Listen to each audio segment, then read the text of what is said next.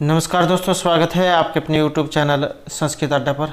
दोस्तों, आज की जो वीडियो इसमें हम करेंगे बाल विकास एवं शिक्षा शास्त्र से संबंधित महत्वपूर्ण क्वेश्चनों को, जो आपके आगे आने वाले एग्जाम के लिए महत्वपूर्ण रहेगा। चाहे आपका इसमें एस्टेट का एग्ज़ाम है, सी टेट है, यूपी टेट और टेट, कोई सा भी एग्ज़ाम हो जिसमें आपके ये जो बाल विकास एवं शिक्षा शास्त्र से संबंधित क्वेश्चन पूछे जाते हैं, तो सभी के लिए यहाँ पर ये महत्वपूर्ण रहेंगे।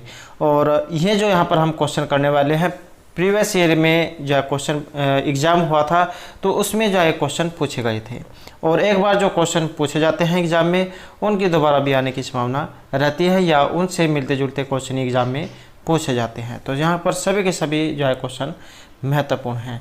और अगर आपने हमारी इससे पहले वाली जो वीडियो नहीं देखी है तो इसे आप आई बटन पर क्लिक करके देख सकते हैं, या फिर हमारे चैनल की जो प्लेलिस्ट है वहाँ पर जाकर आप अभी तक के जितने भी वीडियो हैं आप देख सकते हैं। तो एग्जाम की दृष्टि से यहाँ पर सभी क्वेश्चन महत्वपूर्ण हैं। और अगर आपने अब तक हमारे चैनल को सब्सक्राइब नहीं किया तो सब्सक्राइब कर लो, और साथ में घंटे वाले कोने से दबाकर आप ऑल पे क्लिक जरूर कर लीजिएगा, जिससे आपको हमारे आने वाली जो वीडियो है उसकी नोटिफिकेशन मिलती रहेगी।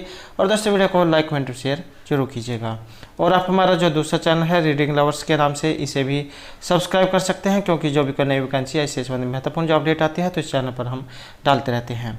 और इस चैनल का जो लिंक है वो आपको इस वीडियो के डिस्क्रिप्शन में मिल जाएगा, तो वहाँ से आप हमारे चैनल पर पहुँच जाओगे, या फिर आप जीके बाय रीडिंग लवर्स नाम से अगर सर्च करेंगे तो उसके बाद भी आप हमारे चैनल पर पहुँच सकते हैं। तो महत्वपूर्ण अपडेट के लिए आप इस चैनल को सब्सक्राइब जरूर कर लीजिएगा। तो हमारा जो यहाँ पर पहला क्वेश्चन है कि निम्नलिखित में से कौन सी गतिविधि क्षेत्र को विद्यार्थी के सहविद्यालय सह शैक्षिक पक्ष के अंतर्गत नहीं गिना जा सकता। तो इनमें से किसे नहीं गिना जा सकता है। अब जो एग्जाम में जो क्वेश्चन पूछे जाते हैं वो नेगेटिव वाले पूछे जाते हैं, ये नहीं वाले जो क्वेश्चन है यही आपको सबसे ज़्यादा एग्जाम में देखने को मिलेंगे। तो यहाँ पर ये नहीं में पूछा गया है सामाजिक कौशल, अभिवृत्ति, सृजनात्मक कौशल या पाठ्यचर्या विषय। और इसमें जो यहाँ पर माना गया है तो ये पाठ्यचर्या जो विषय है इसे माना गया है। इसके अंतर्गत कक्षा के जो शैक्षिक कार्यों का संचालन शामिल होता है, और जिसमें अध्ययन कार्य शामिल नहीं है। इस प्रकार पाठ्यचर्या विषय को विद्यालय कार्य के अंतर्गत शामिल किया जाता है, जबकि सामाजिक कौशल, अभिवृत्ति एवं मूल्य, सृजनात्मक कौशल को विद्यार्थी के सहविद्यालय शैक्षिक पक्ष के अंतर्गत शामिल किया जाता है। तो यहाँ पर जो है ये ऑप्शन 4 जो है पाठ्यचर्या विषय, इसे माना गया है। नेक्स्ट जो हमारे यहाँ पर क्वेश्चन है, इनमें से कौन सा संज्ञान से संबंधित नहीं है। तो यहाँ पर भी आप देख सकते हैं ये नहीं वाला क्वेश्चन है। तो यहाँ पर संज्ञान जो है इससे संबंधित नहीं है। प्रत्यक्ष बोध, चिंतन, चलना या संप्रत्यय का निर्धारण। और इसमें जो यहाँ पर माना गया है तो ये ऑप्शन 3 जो है चलना, इसे माना गया है। तो संज्ञान जो है इसका अर्थ होता है समझ या ज्ञान। सम ज्ञान, जब हम इसको अलग अलग करेंगे तो सम ज्ञान इस प्रकार से बनेगा। यहाँ से आप इसको अलग अलग करके समझ सकते हैं। सम ज्ञान इसका अर्थ जो है समझ या ज्ञान से लिया गया है। और शैक्षिक प्रक्रियाओं में अधिगम का मुख्य केंद्र संज्ञानात्मक क्षेत्र होता है। और संज्ञान में मुख्यतः ज्ञान समग्रता, अनुप्रयोग, विश्लेषण और मूल्यांकन ये पक्ष शामिल होते हैं। और जो ये जीन पियाजे हैं इनका पता ही आपको, संज्ञानात्मक विकास का सिद्धांत है इनका कई बार एग्जाम में ये सिद्धांत आ जाता है कि संज्ञानात्मक विकास का सिद्धांत किनका है, तो यह है जीन पियाजे का। इन्होंने 4 अवस्थाएं जो यहाँ पर बताई थी, और इससे स्पष्ट होता है कि दिए गए विकल्पों में से प्रत्यक्ष बोध, चिंतन और संप्रत्यय निर्धारण इनका संज्ञान से है, जबकि चलना संज्ञान से संबंधित नहीं है। तो ये जो है इनमें से अलग है।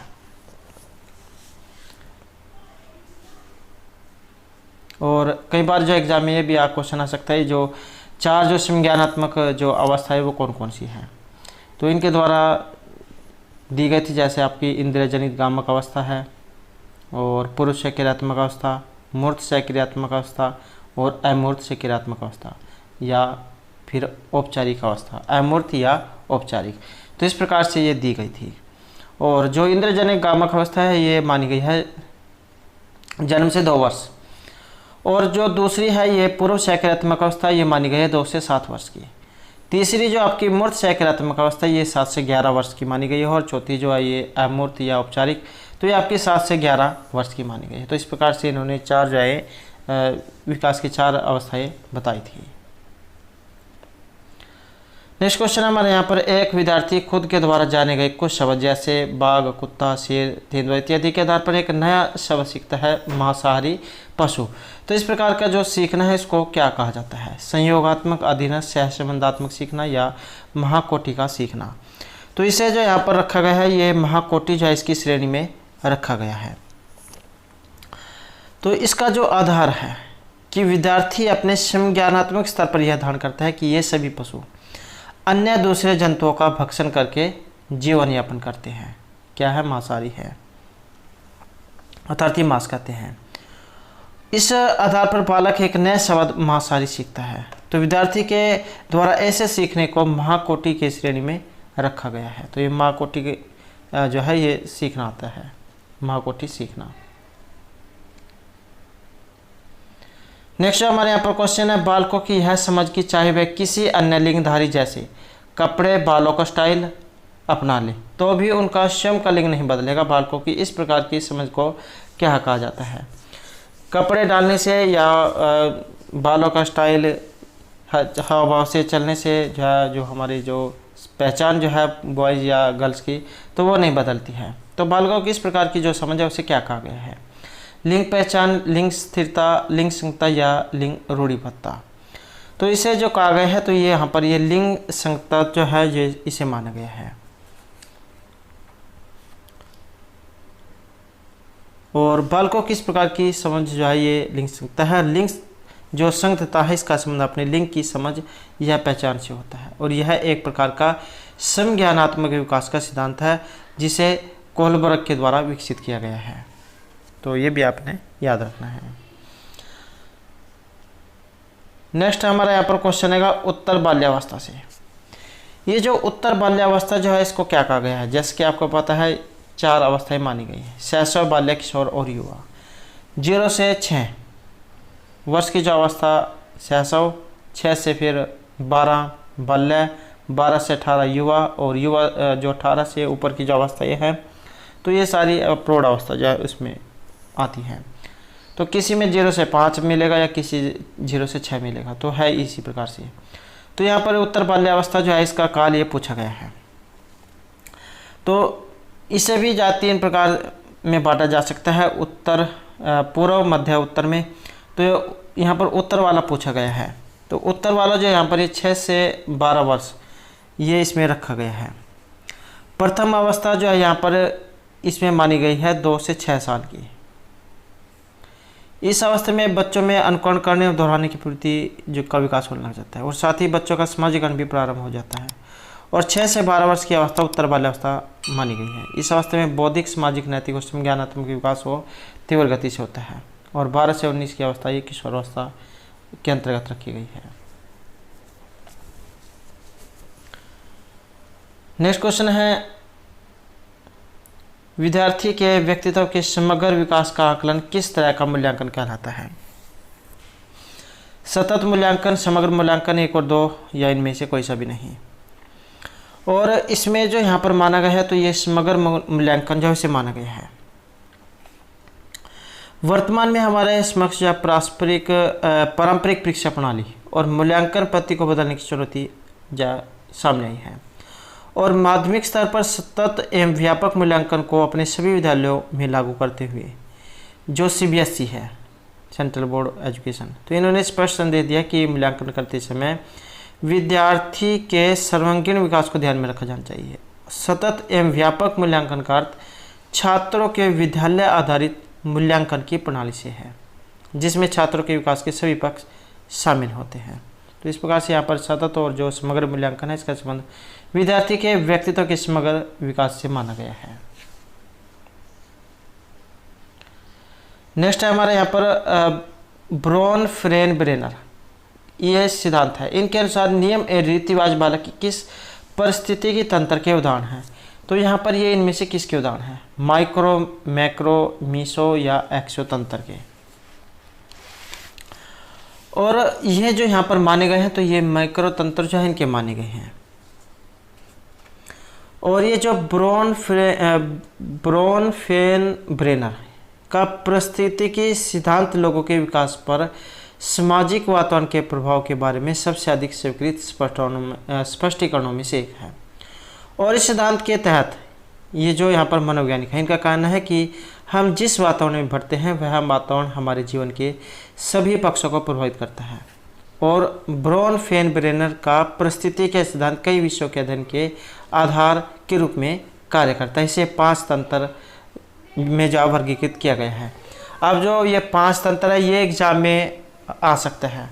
पहली बार जो यहाँ पर ये इस प्रकार से माइक्रो तंत्र के बारे में पूछा गया था, तो अब की बार आ सकता है कि ये जो ब्रोन-फेन-ब्रेनर जो है, इनका जो तंत्र है वो कितने भागों में बटा हुआ है। तो इसे 5 भाग जो है उसमें बांटा गया है। 5 कौन कौन से हैं, जैसे यह 4 तो यहाँ पर ही हो गए इसमें, मैक्रो, एक्सो, मीसो, माइक्रो और व्यक्तिगत। तो 4 तो यही है, चौथा 5वां जो है वो व्यक्तिगत है। ये जो मैक्रो तंत्र है इसमें रीति रिवाज, आदर्श, नियम, नैतिक मूल्य और संस्कृति ने माना गया है। जो एक्सो तंत्र है इसमें मास मीडिया, उद्योग, सामाजिक सेवा, पड़ोस, इनको माना गया है। मीसो तंत्र यह एक्सो तंत्र एवं माइक्रो तंत्र के मध्य संबंध को दिखाता है, जैसे बच्चे व साथी के मध्य संबंध, परिवार एवं शिक्षक के मध्य संबंध। और जो माइक्रो तंत्र है ये परिवार, साथी, स्वास्थ्य सुविधा और विद्यालय को दिखाता है। और जो व्यक्तिगत तंत्र है ये आयु, स्वास्थ्य और लिंग को दिखाता है। तो इस प्रकार से इन्हें 5 भागों में से बांटा था। अगला क्वेश्चन रहेगा NDI अभिप्रेरणा सूत्र के जो प्रवर्तक है यहाँ पर इनमें से किन्हें माना गया है। मैकडोगल, हिलगार्ड, ब्लेयर, एम जोन्स या मैस्लो को। तो NDI अभिप्रेरणा सूत्र के प्रवर्तक, और ये जो यहाँ पर माना गया है तो हिलगार्ड, इन्हें माना गया है। और NDI अभिप्रेरणा सूत्र के जो प्रवर्तक है अर्नेस्ट हिलगार्ड, ये इनका नाम है। NDI अर्नेस्ट हिलगार्ड, वर्ष 1904 से 2001 तक।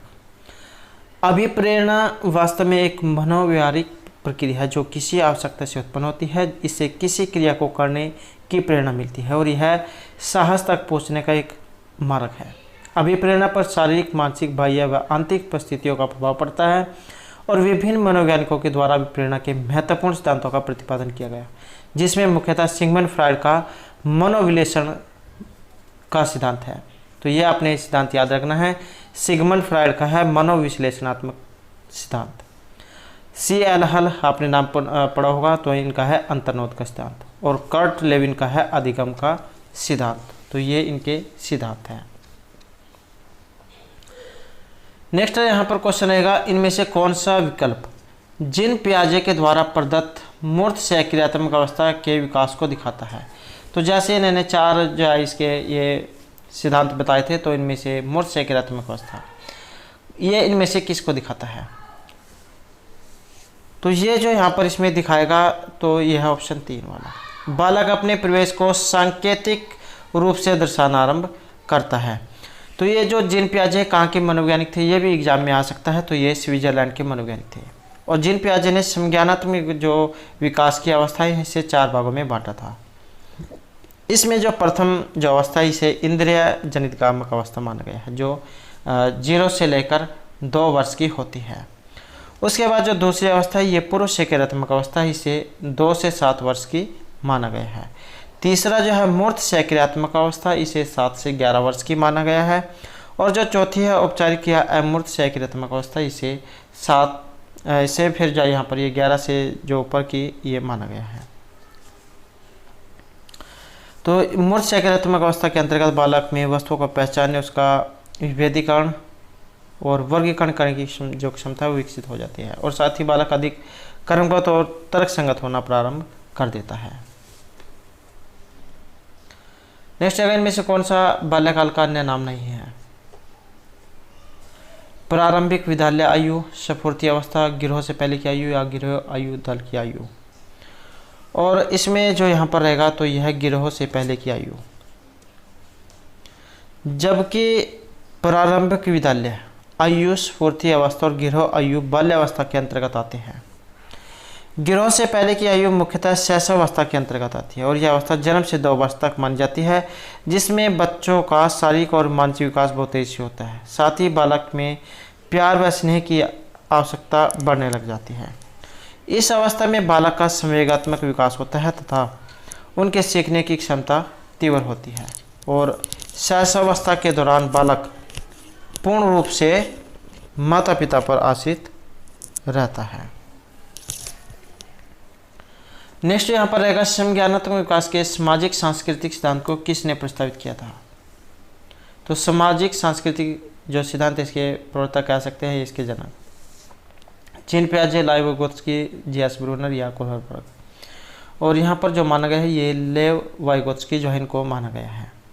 तो इस सिद्धांत में उन्होंने बताया था कि बालक के हर प्रकार के विकास में उसके समाज का विशेष योगदान होता है और वाइगोत्स्की के सामाजिक सांस्कृतिक विकास के सिद्धांत के अंतर्गत सहयोगात्मक समस्या समाधान अर्थात बच्चे अपने शिक्षक के निर्देश अनुसार अपने साथियों की सहायता से उन समस्याओं का समाधान कर पाते हैं जिन्होंने पहले ही उन्हें अपनी कक्षा में देखा है। तो ये सिद्धांत आपने जरूर याद रखना है, सामाजिक सांस्कृतिक सिद्धांत। तो ये लेव वाइगोत्स्की है। नेक्स्ट क्वेश्चन है हमारा यहाँ पर, थ्रस्टन के द्वारा बुद्धि के लिए किस शब्द का प्रयोग किया गया था। तो थ्रस्टन के द्वारा ये बुद्धि का सिद्धांत दिया गया था। तो इसका प्रयोग किया गया था प्राथमिक मानसिक क्षमताएं, सार्वभौमिक, तटस्थ या उच्च मानसिक क्षमताओं के लिए। और यहाँ पर रहेगा ऑप्शन 1 प्राथमिक मानसिक क्षमताओं के लिए। तो ये जो थ्रस्टन जो थे इन्होंने बुद्धि के संबंध में बहुआयामी बुद्धि सिद्धांत का प्रतिपादन किया था। और बहुआयामी बुद्धि का अर्थ होता है एक ही व्यक्ति के अंदर विभिन्न प्रकार के कौशलों का विकास, अर्थात उसमें सामाजिक समझ, राजनीतिक समझ, समस्या समाधान से संबंधित समझ और नेतृत्व का गुण इनका होना। कैली तथा थ्रस्टन नामक मनोवैज्ञानिक ने बताया था कि बुद्धि का निर्माण एक प्राथमिक मानसिक योग्यता के द्वारा होता है और थ्रस्टन के अनुसार बुद्धि निम्न प्राथमिक मानसिक योग्यताओं को समूह होती है, जिसमें प्रत्यक्षीकरण संबंधी योग्यता, तार्किक योग्यता, सांख्यिकी योग्यता, समस्या समाधान संबंधी योग्यता शामिल है। तो थ्रस्टन के द्वारा बुद्धि के लिए किस शब्द का प्रयोग किया गया है, तो प्राथमिक मानसिक क्षमता का। नेक्स्ट क्वेश्चन आएगा हमारा, निम्न में से कौन सी रक्षात्मक युक्ति नहीं है। तादात्म्य, क्षतिपूर्ति, औचित्य स्थापन या फिर साहचर्य। तो रक्षात्मक युक्ति यहाँ पर एक नहीं मानी गई है और ये जो साहचर्य जो है इसे यहाँ पर रक्षात्मक युक्ति नहीं माना गया है। रक्षात्मक युक्ति क्या है, एक अचेतन मनोवैज्ञानिक तंत्र है जो अस्वीकार्य या संभावित रूप से हानिकारक उत्तेजनाओं से उत्पन्न चिंता को कम करती है और स्वस्थ व्यक्ति सामान्य रूप से जीवन भर विभिन्न बचाव का उपयोग करता है। एक अहम रक्षा तंत्र तभी रोगात्मक हो जाता है जब इसके लगातार उपयोग से कुत्सित व्यवहार होता है। तो यहाँ पर साहचर्य जैसे माना गया है। ये अगला क्वेश्चन रहेगा, इनमें से कौन सा संवेगात्मक बुद्धि का तत्व नहीं है। उद्यमी, सामर्थ्यता, आत्म अभिप्रेरणा, प्रानुभूति या संबंधों को संचालित करना। तो संवेगात्मक बुद्धि का एक तत्व नहीं है और यह है उद्यमी समर्थता का होना।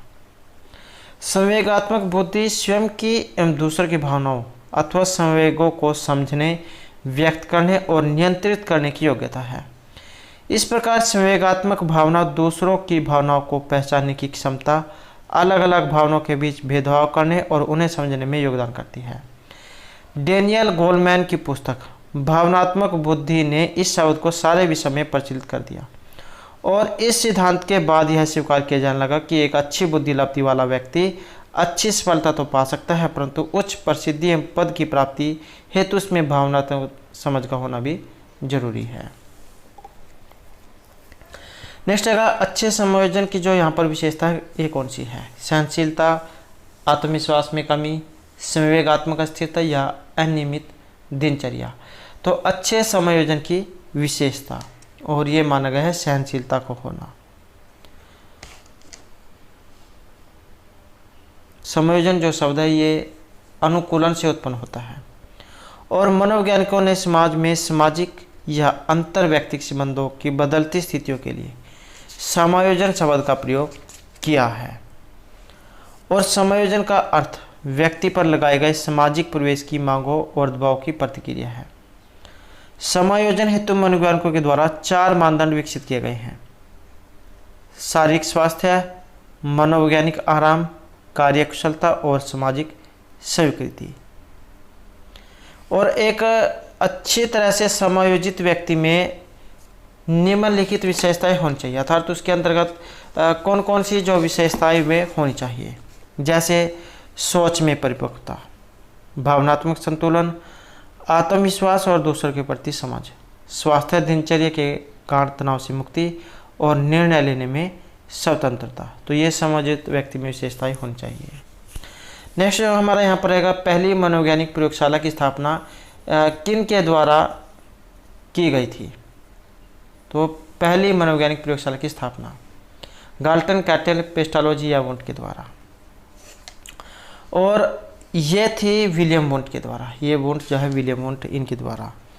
तो विल्हेम मैक्सिमिलियन वुंट, ये इनका पूरा नाम है। वुंट आपने सुना होगा या डब्ल्यू वुंट सुना होगा। तो विल्हेम मैक्सिमिलियन वुंट, ये इनका पूरा नाम है। जर्मनी के ये चिकित्सक, दार्शनिक और प्राध्यापक थे जिन्हें आधुनिक मनोविज्ञान का जनक माना जाता है। और विलियम वुंट ने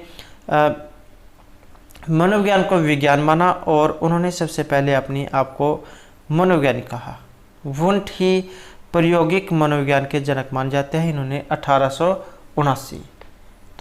1879 में लिप्जिंग विश्वविद्यालय में मनोविज्ञान की प्रथम प्रयोगशाला स्थापित की थी और इसके बाद मनोविज्ञान को अध्ययन की एक स्वतंत्र विधा माना जाने लगा। तो ये 1879 में प्रयोगशाला थी और लिप्जिंग विश्वविद्यालय में।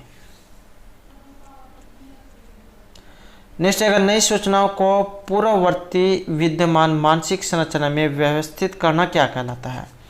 आत्मसातकरण, समाविष्टीकरण, संतुलीकरण या संगठन। और इसे कहा गया है आत्मसातकरण। तो नई सूचनाओं को पूर्ववर्ती विद्यमान मानसिक संरचनाओं में व्यवस्थित करना आत्मसात कहलाता है। इसके अंतर्गत किसी पूर्व विचार या व्यवहार को अपने वर्तमान सूचना या व्यवहार के साथ संशोधित किया जाता है। यह एक बहुमूल्य अवधारणा है जिसका मूल्य अनुप्रयोग के आधार पर भिन्न होता है। वास्तव में आत्मसातकरण एक निश्चित सामाजिक समुदाय की आत्म चेतना की संरचना में एक जातीय सांस्कृतिक बदलाव का कार्यान्वयन है जो एक अलग सांस्कृतिक समूह का प्रतिनिधित्व करता है। नेक्स्ट जो हमारे यहाँ पर रहेगा, अपने शिष्य के संवेगात्मक विकास के लिए अध्यापक को चाहिए। तो इनमें से क्या होना चाहिए कि वह शिष्य के माता पिता का स्थान लेने की कोशिश करे, अपने शिष्य के प्रति प्रेम और स्नेह विकसित करे, वह अपने शिष्य की शरारत के प्रति प्रेम का रवैया अपनाए या अपने कुछ चुनिंदा शिष्यों के प्रति पक्षपात पूर्ण व्यवहार करे। तो संवेगात्मक विकास के लिए अध्यापक को चाहिए कि वह नंबर 2 कि वह अपने शिष्य के प्रति प्रेम और स्नेह विकसित करे। तो इसी प्रकार के जो आंसर है वो सही मान जाते हैं, जहाँ पर दूसरों के साथ मिलजुल कर काम करना, सहयोग से करना, प्रेम पूर्वक करना। तो इस प्रकार के जो आंसर दिए गए होते हैं वही सही आंसर माने जाते हैं।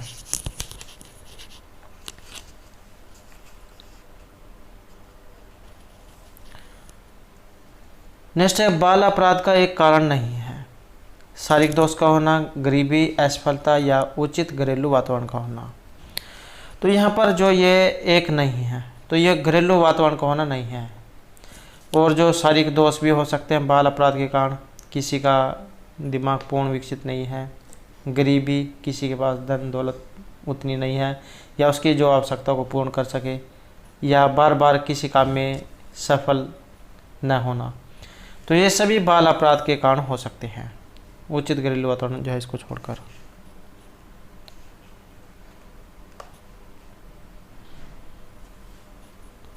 नेक्स्ट है, बुद्धि का एक प्रकार जो साधारणतः नर्तक, एथलीट, सर्जन इत्यादि में पाया जाता है। तो ये इनमें से क्या कहलाता है? जो नर्तक, एथलीट, सर्जन इनमें होगा। तो ये जो यहाँ पर प्रकार है ये शरीर गति की बुद्धि का ही गई है। बुद्धि शब्द का उपयोग सामान्यतः प्रज्ञा, प्रतिज्ञा, ज्ञान एवं समझ इन अर्थों में किया जाता है और यह वह शक्ति होती है जो हमें समस्याओं का समाधान करने एवं उद्देश्यों को प्राप्त करने में सक्षम बनाती है। बुद्धि के संदर्भ में मनोवैज्ञानिकों में मतभेद है। बुद्धि के मुख्यतः 3 पक्ष हैं: कार्यात्मक, संरचनात्मक एवं क्रियात्मक। स्पीयरमैन के द्वारा बुद्धि के द्विकारक सिद्धांत का प्रतिपादन किया गया। तो किसका है? स्पीयरमैन का है बुद्धि के द्विकारक का सिद्धांत। ये भी आपने याद रखना है। द्विकारक का सिद्धांत किनका है? तो ये स्पीयरमैन का है, जिसमें इसके तहत प्रथम मानसिक योग्यता एवं द्वितीय विशिष्ट मानसिक योग्यता थी। तो यहाँ पर श्री गतिक बुद्धि आएगा और ये क्वेश्चन आपने इसके साथ याद रखना है। द्विकारक का सिद्धांत स्पीयरमैन का है। नेक्स्ट क्वेश्चन आएगा, दृष्टि से ओझल हो जाने के बाद मस्तिष्क से भी ओझल हो जाना विकासात्मक अवस्था की विशेषता है। संवेदीगामक अवस्था, पूर्व मूर्त या औपचारिक सक्रियात्मक अवस्था। या फिर एक क्वेश्चन ये भी बन जाता है, ये जो यहाँ पर 4 अवस्थाएं हैं ये किन की हैं? जैसे कि हमने पहले वाले जो क्वेश्चन है इनमें भी पढ़ा है, जिन पियाजे जो है इनके द्वारा संज्ञानात्मक विकास की 4 अवस्थाएं बताई गई थी।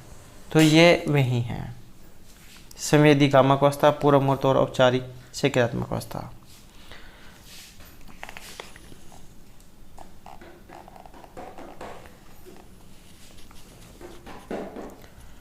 नेक्स्ट क्वेश्चन है, कौन सा अभिप्रेरणा का एक घटक नहीं है?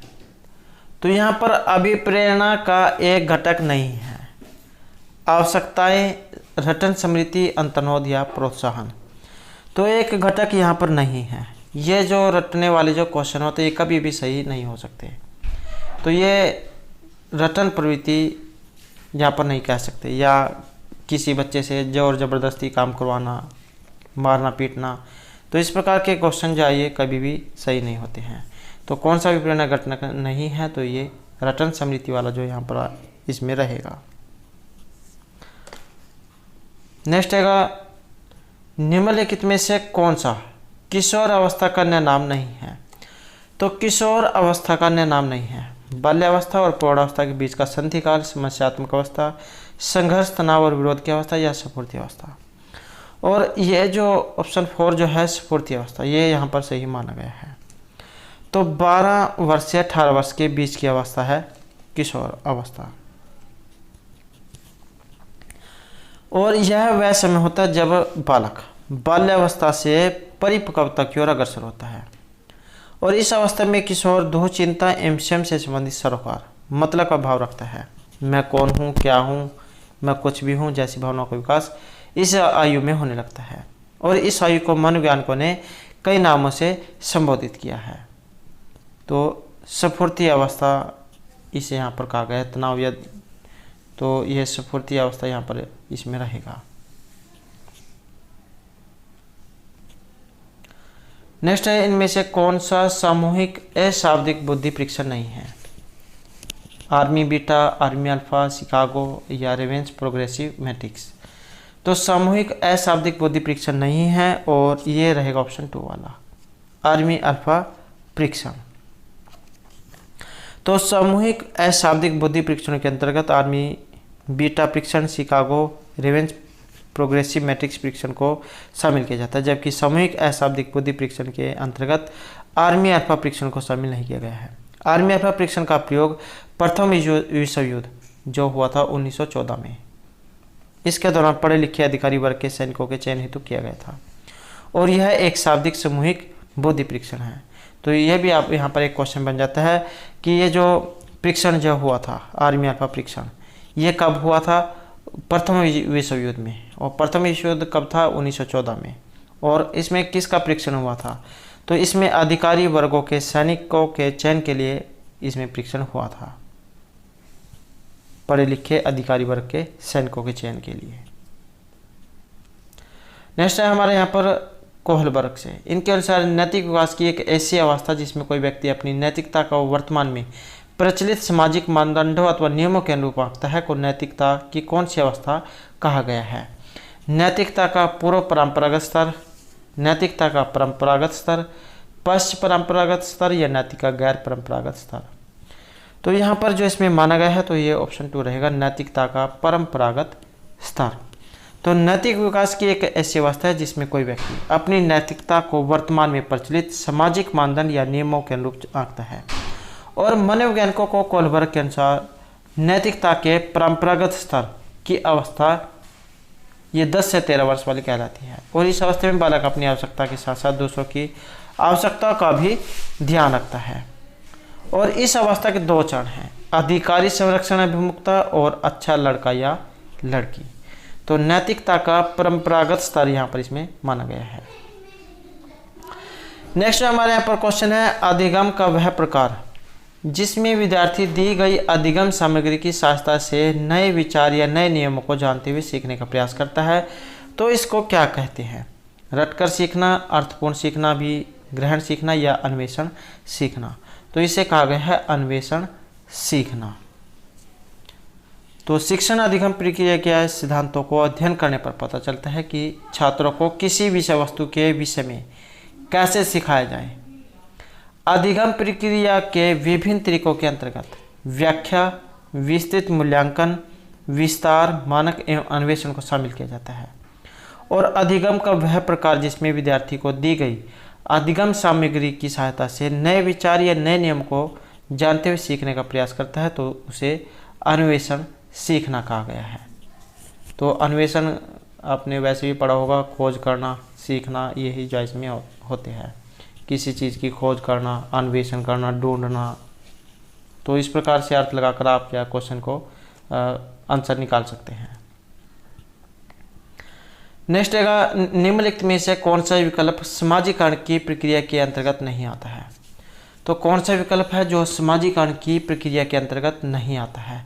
ये नहीं वाले क्वेश्चन जो आप ज़्यादातर एग्जाम में पूछे जाते हैं। तो यही इस प्रकार के क्वेश्चन जो आपको, अगर एग्जाम में 30 क्वेश्चन है तो लगभग 20-22 क्वेश्चन जो आपको इसी प्रकार के नहीं वाले देखने को मिलेंगे। तो कौन सा विकल्प समाजीकरण की प्रक्रिया के अंतर्गत नहीं आता है?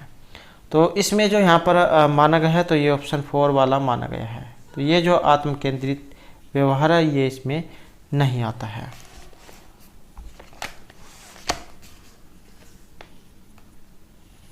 और ये जो किम्बाल यंग जो थे, इन्होंने इसके ऊपर एक परिभाषा दी थी कि समाजीकरण वह प्रक्रिया है जिसके द्वारा व्यक्ति सामाजिक तथा सांस्कृतिक क्षेत्र में प्रवेश करता है एवं समाज के विभिन्न समूहों का सदस्य बनता है तथा जिसके द्वारा समाज के मूल्य मान्यताओं को स्वीकार करने की प्रेरणा मिलती है। तो किम्बाल यंग जो है उन्होंने ये परिभाषा दी थी। नेक्स्ट क्वेश्चन है हमारा यहाँ पर, मंगोलिज्म प्रकार के मानसिक मंदतापूर्ण बालकों का लगभग बुद्धि स्तर प्रसार कितना होता है? तो ये मंगोलिज्म प्रकार के मानसिक मंदतापूर्ण बालकों का लगभग बुद्धि स्तर 20 से 25, 20 से नीचे 25 से 36 या 36 से 51।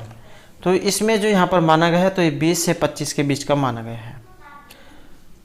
सर्वप्रथम मनोवैज्ञानिक टर्मन, तो इन्होंने बुद्धि उपलब्धि ज्ञात करने की विधि बताई थी, जिसके अनुसार बुद्धि उपलब्धि बच्चे की मानसिक आयु को उसकी वास्तविक आयु से भाग करके 100 से गुणा करने पर प्राप्त की जाती है। बुद्धि निकालने का फार्मूला आप कह सकते हैं मानसिक आयु बटे वास्तविक आयु गुणा 100। तो ये बुद्धि उपलब्धि निकालने का फार्मूला है। नेक्स्ट क्वेश्चन है हमारा यहाँ पर, व्यक्तित्व संयोजन की जो प्रत्यक्ष जो विधि है इनमें से कौन सी है? तो व्यक्तित्व समायोजन की प्रत्यक्ष विधि शोधन, प्रत्यक्षेपण, प्रतिगमन या बाधा निराकरण। और ये जो यहाँ पर रहेगी बाधा निराकरण, ये जो यहाँ पर सी आंसर इसमें माना गया है। तो गेट्स जो उनके अनुसार समायोजन निरंतर चलने वाली प्रक्रिया है जिसके द्वारा व्यक्ति अपने और अपने वातावरण के बीच संतुलित संबंध रखने के लिए अपने व्यवहार में परिवर्तन करता है। तो ये गेट्स जो है उनके द्वारा परिभाषा इसमें दी गई है। और व्यक्तित्व समायोजन की 2 प्रमुख विधियां हैं, प्रत्यक्ष विधि और अप्रत्यक्ष विधि। प्रत्यक्ष विधि के अंतर्गत बाधा निराकरण, अन्य मार्ग की खोज, उद्देश्य परिवर्तन एवं विश्लेषण आदि की विधियां सम्मिलित हैं। जबकि जो अप्रत्यक्ष है इस विधि के प्रमुख उदाहरण शोधन, प्रत्यागमन, प्रत्यक्षेपण, दमन एवं युक्तिकरण ये इसमें शामिल है। नेक्स्ट हमारे यहाँ पर क्वेश्चन है, निम्नलिखित में से कौन सा टेलर के द्वारा प्रदत्त सृजनात्मक स्तर सिद्धांत का चौथा स्तर है? तो ये टेलर हाइन के द्वारा दिया गया था सृजनात्मक स्तर का चौथा स्तर यहाँ पर कौन सा है? तो इसका जो यहाँ पर चौथा जो स्तर है ये अभिनव सृजनात्मकता को माना गया है। ये जो टेलर जो है इन्होंने सृजनात्मक स्तर के संबंध में 5 स्तरों का प्रतिपादन किया था और इसमें प्रथम स्तर अभिव्यक्त रचनात्मक स्तर है। तो कौन सा है? प्रथम स्तर अभिव्यक्त रचनात्मक स्तर है, जबकि कलात्मक रचनात्मक स्तर दूसरा है और तीसरा रहेगा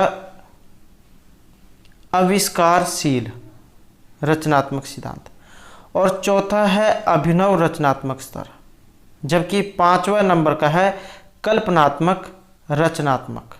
तो इस प्रकार से 5 स्तर इनके द्वारा ये बताए गए हैं और सृजनात्मक स्तर का चतुर्थ स्तर अभिनव सृजनात्मक है। तो ये अभिनव सृजनात्मक यहाँ पर रहेगा। तो ये भी आपने याद रखना है कि इन्होंने कितने दिए थे, तो 5 इन्होंने बताए थे। तो दोस्तों ये थे हमारा आज के यहाँ पर बाल विकास एवं शिक्षा शास्त्र से संबंधित या कुछ महत्वपूर्ण क्वेश्चन जो आपके आगे आने वाले एग्जाम के लिए महत्वपूर्ण होंगे। और दोस्तों इस वीडियो की जो PDF है आप हमारे टेलीग्राम ग्रुप से प्राप्त कर सकते हैं, उसका लिंक आपको इस वीडियो के डिस्क्रिप्शन में मिल जाएगा। और अगर आपने अब तक हमारे चैनल को सब्सक्राइब नहीं किया तो सब्सक्राइब कर ले और हमारे साथ नाता बनाने के लिए धन्यवाद।